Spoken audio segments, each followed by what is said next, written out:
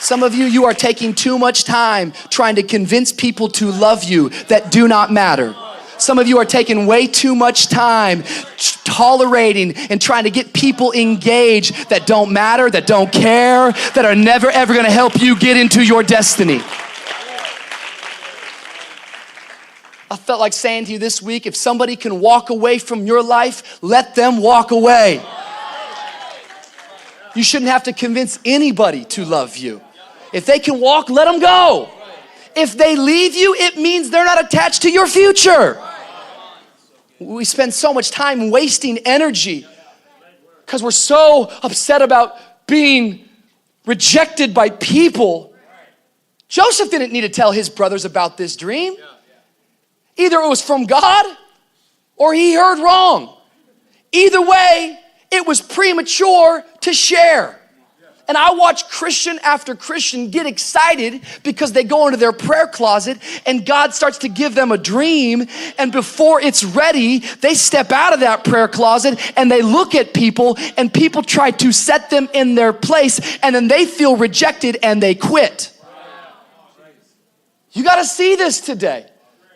Because the truth of the matter is that how many of you know that like they wouldn't have cared if there wasn't favor on Joseph's life?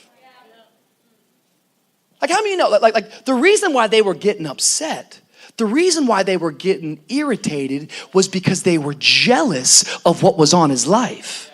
What if I told you that some of the rejection you have been facing in your life, it's because people are jealous of what's on your life? What if I told you that the rejection is simply an indication that you got favor on your life? God is getting ready to do something in your life. You just got to understand there's more to know. Come on, somebody. There's more to know.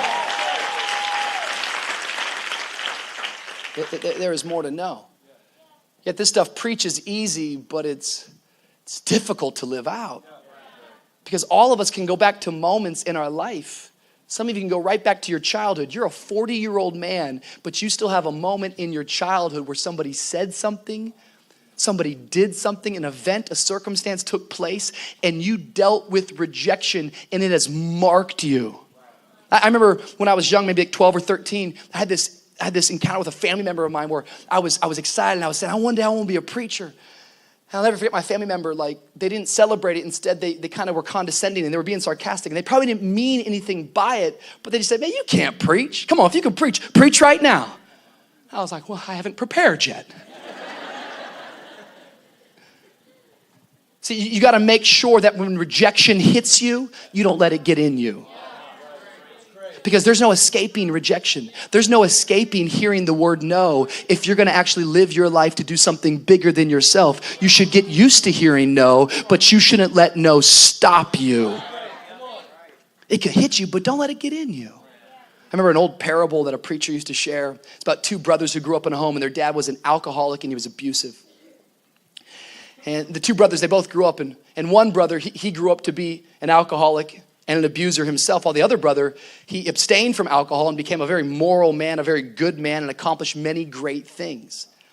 They were both asked the same question, how did you end up the way that you are? And they both gave the same answer. Given who my dad was, how could I not?